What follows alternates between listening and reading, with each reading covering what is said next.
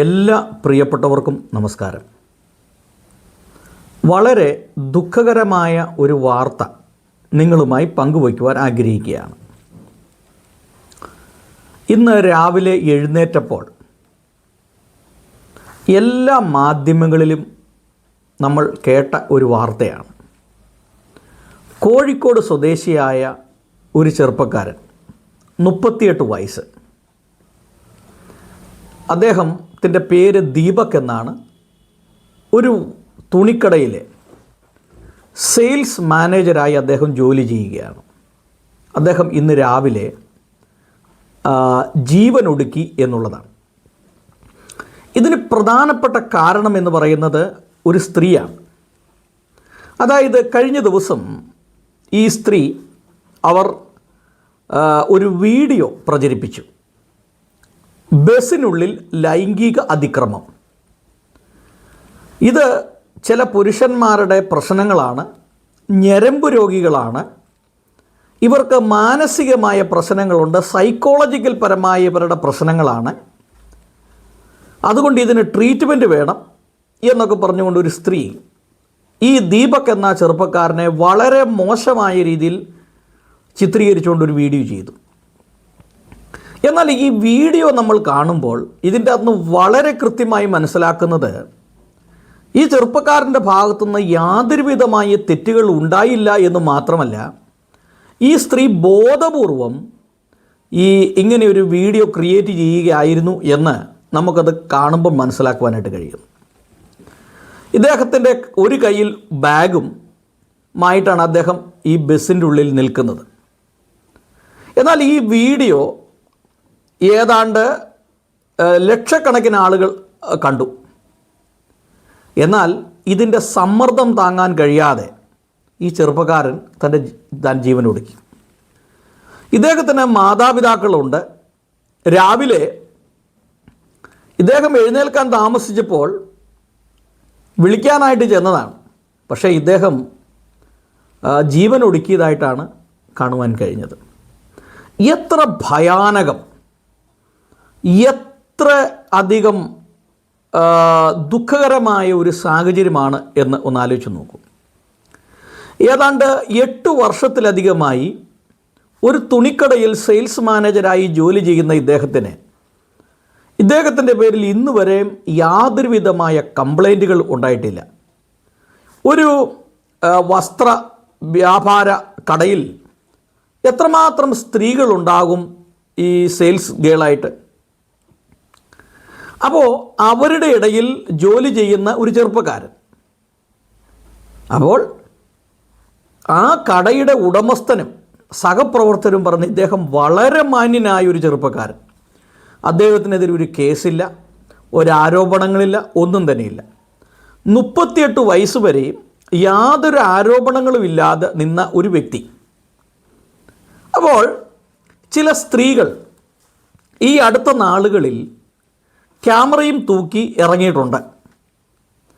അത് ബസ്സിൽ കയറി പുരുഷന്മാർ നിൽക്കുന്ന സ്ഥലത്ത് അവർ നിൽക്കുകയുള്ളൂ, അല്ലെങ്കിൽ പുരുഷന്മാർ ഇരിക്കുന്ന സീറ്റിലാണ് പോയി ഇരിക്കുന്നത്.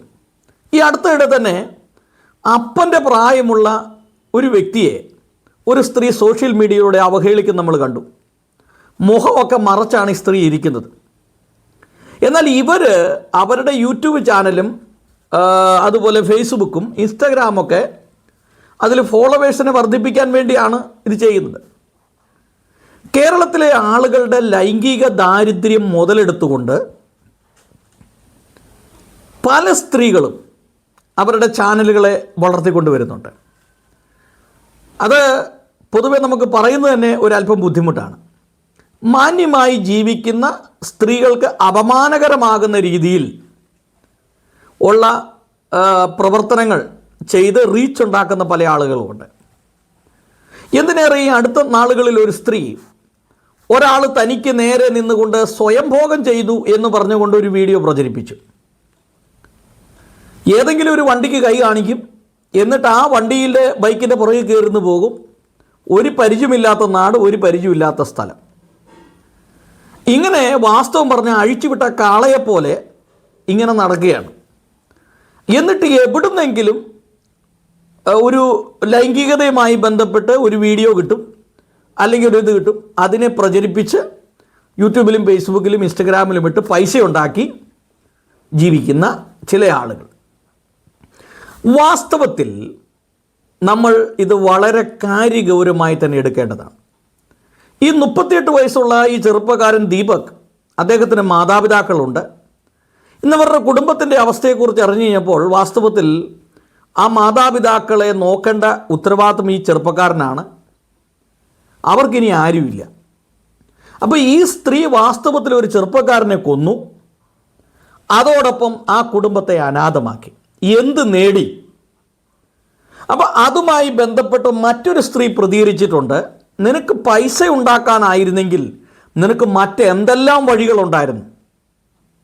എന്നാലോചിച്ച് നോക്കി, ഒരു സ്ത്രീ പ്രതികരിച്ചേക്കുന്ന, നിനക്ക് പൈസ ഉണ്ടാക്കാനാണെങ്കിൽ മറ്റെന്തെല്ലാം വഴികൾ നിനക്കുണ്ടായിരുന്നു. ഒന്നാലോചിച്ച് വയ്ക്കും. അപ്പോൾ ഇങ്ങനെയുള്ള ഒരു സാഹചര്യത്തിൽ ഒരു ചെറുപ്പക്കാരനായ ഒരു വ്യക്തിയുടെ അവസ്ഥ എന്തായിരിക്കും? അപ്പം നമ്മളിത് മനസ്സിലാക്കേണ്ടത്, ഞാൻ ഈ കഴിഞ്ഞ ചില ദിവസങ്ങൾക്ക് മുമ്പ് കൊല്ലത്ത് നിന്ന് ഈ കൊട്ടാരക്കര വരെ യാത്ര ചെയ്തു. ഏകദേശം ഒരു 4 മണി സമയത്താണ്. എനിക്ക് കയറിയപ്പോൾ തന്നെ സീറ്റ് കിട്ടി. ഞാൻ ആ സീറ്റിലിരുന്നു. പക്ഷെ സംഭവിച്ചത്, ഈ ബസ്സിൽ നല്ല തിരക്കാണ്. അപ്പോൾ കണ്ടക്ടർ പറയുന്നു, കുറേ പേര് മുൻപിലൂടെ കയറ്, കുറേ പേര് പുറകിലൂടെ കയറ്. എന്തായാലും ഈ വാഹനത്തിൽ സൂചി കുത്താൻ സ്ഥലമില്ല. അപ്പോൾ അതിൻ്റെ അകത്ത് മുട്ടുക തട്ടുക എന്നൊക്കെ പറഞ്ഞാൽ സ്വാഭാവികമാണ്, മനഃപൂർവ്വം അല്ല. അപ്പോൾ കേരളത്തിലെ ചില ആളുകൾ എഴുതിയിരിക്കുന്ന, കേരളത്തിലെ ബസ്സിൽ യാത്ര ചെയ്യുമ്പോൾ എത്ര സ്പീഡിലാണ്, ഏറ്റവും അപകടകരമായ രീതിയിൽ വാഹനം ഓടിക്കുന്നത് KSRTC ആണ്, മറ്റ് പ്രൈവറ്റ് ബസ്സുകാരാണ്. അപ്പോൾ ഇതെല്ലാം നമ്മൾ മനസ്സിലാക്കണം. അപ്പോൾ ഒരു സ്ത്രീയുടെ യൂട്യൂബ്, ഫേസ്ബുക്ക്, ഇൻസ്റ്റഗ്രാമിൽ വൈറലാകാൻ വേണ്ടി ചെയ്ത പ്രവൃത്തിയിലൂടെ നഷ്ടപ്പെട്ടത് ഒരു ചെറുപ്പക്കാരൻ്റെ ജീവിതമാണ്. അതോടൊപ്പം അനാഥമാക്കപ്പെട്ടത് ഒരു കുടുംബമാണ്. ഇവിടെ സ്ത്രീകളുടെ പ്രശ്നങ്ങൾ കേൾക്കാൻ ഒരുപാട് ആളുകളുണ്ട്, പക്ഷേ പുരുഷന്മാരുടെ അവസ്ഥ മനസ്സിലാക്കാൻ ആളുകളില്ല. ഈ അടുത്തിടയിൽ ഒരു പുരുഷന്മാർക്ക് വേണ്ടി ഒരു സംഘടനയൊക്കെ ഉണ്ടായിട്ടുണ്ട്. എന്തായാലും വളരെ കൃത്യമായി അവർ ഈ വിഷയത്തിൽ പ്രതികരിച്ചിട്ടുണ്ട് എന്നുള്ളതാണ് മനസ്സിലാക്കാൻ കഴിയുന്നത്. ചില ദിവസങ്ങൾക്ക് മുമ്പ് അപ്പനേക്കാൾ കൂടുതൽ പ്രായമുള്ള ഒരു വ്യക്തിയെ ബോധപൂർവം അപമാനിക്കാൻ ശ്രമിച്ച ഈ ഒരു സ്ത്രീക്കെതിരെ പോലീസ് സ്റ്റേഷനിൽ പരാതി കൊടുത്തിട്ടുണ്ട് എന്നുള്ളതാണ് വളരെ കൃത്യമായി മനസ്സിലാകുന്നത്. ഇതും അങ്ങനെ തന്നെയായിരിക്കും. അപ്പോൾ എന്തായാലും ഇത് വലിയ ഒരു അപകടകരമായ രീതിയിലാണ് ഈ പോക്ക് മുമ്പോട്ട് പോകുന്നത്. ചില സ്ത്രീകൾ അവരുടെ യൂട്യൂബ്, ഫേസ്ബുക്കും ഇൻസ്റ്റഗ്രാമൊക്കെ വളർത്താൻ വേണ്ടി സാധാരണക്കാരായിട്ടുള്ള, വെറും പാവപ്പെട്ടതായിട്ടുള്ള സാധാരണക്കാരായിട്ടുള്ള ചെറുപ്പക്കാരെയും അപ്പനേക്കാൾ പ്രായമുള്ള ആളുകളെയും ഇങ്ങനെ എന്ത് ചെയ്യും, ആയുധമാക്കി എടുക്കുമ്പോൾ പുരുഷന്മാർ വളരെ ശ്രദ്ധിക്കുക എന്നുള്ളതാണ്. ഇന്ന് മറ്റൊരു വീഡിയോ ഉണ്ട്. ഒരു പുരുഷൻ, അദ്ദേഹം ഒരു ക്യാമറയുമായിട്ട് ബസ്സിൽ കയറി. അദ്ദേഹം പറഞ്ഞു, സ്ത്രീകൾക്ക് മാത്രമാണോ വീഡിയോ എടുക്കാൻ പറ്റും? ഞങ്ങളും എടുക്കും. അപ്പോൾ സ്ത്രീകളുടെ മാന്യത കളയാൻ വേണ്ടി, സ്ത്രീകളെക്കുറിച്ച് മോശമായ സമൂഹത്തിൽ ചിത്രീകരിക്കാൻ വേണ്ടി ബോധപൂർവം ചില സ്ത്രീകൾ നടത്തുന്ന ഇത്തരം ഈ പ്രവണതകളെ കണ്ടില്ല എന്ന് നടിക്കാൻ പറ്റില്ല.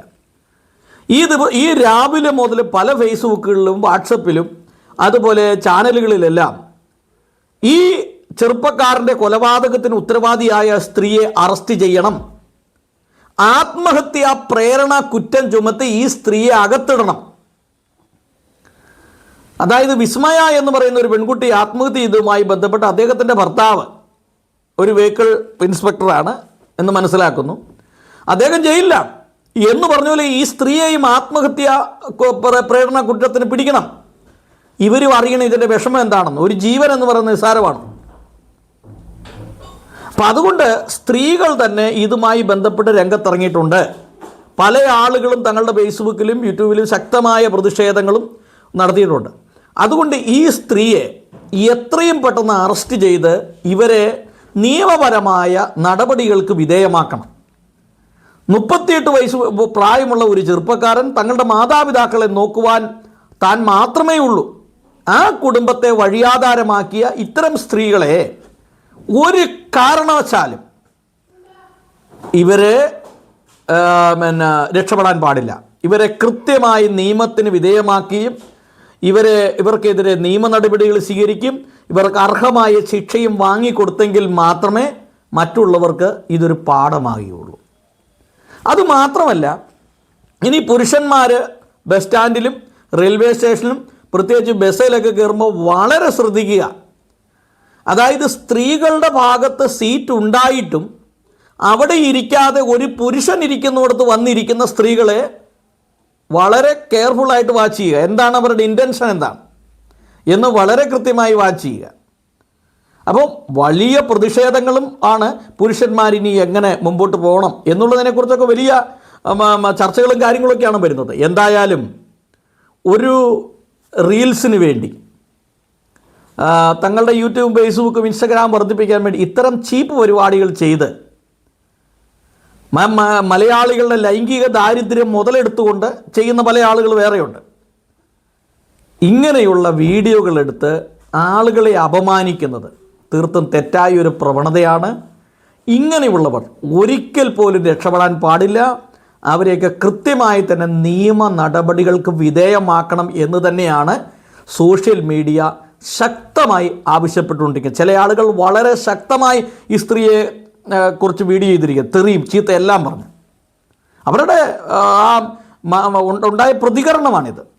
ചില ആളുകളൊക്കെ വളരെ മോശമായ രീതിയിലാണ് ഈ സ്ത്രീയെ ചിത്രീകരിച്ചിട്ട് തെറി പറഞ്ഞാണ് ചില ആളുകൾ വീഡിയോ ചെയ്യുന്നത്. പക്ഷേ എന്തായാലും ഇത് വളരെ മോശമായി പോയി. ഒരു കുടുംബത്തെ അനാഥമാക്കിയപ്പോൾ ഈ സ്ത്രീക്ക് സമാധാനമായി. എന്തായാലും ഇവളെ ഒരിക്കലും വിടരുത്. നിയമത്തിൻ്റെ മുമ്പിൽ ഇവളെ എത്തിക്കുന്നത് വരെ ആളുകൾ ഇതിൻ്റെ പിന്നിൽ പരിശ്രമിക്കണം എന്നാണ് ഓർമ്മപ്പെടുത്താനായിട്ടുള്ളത്.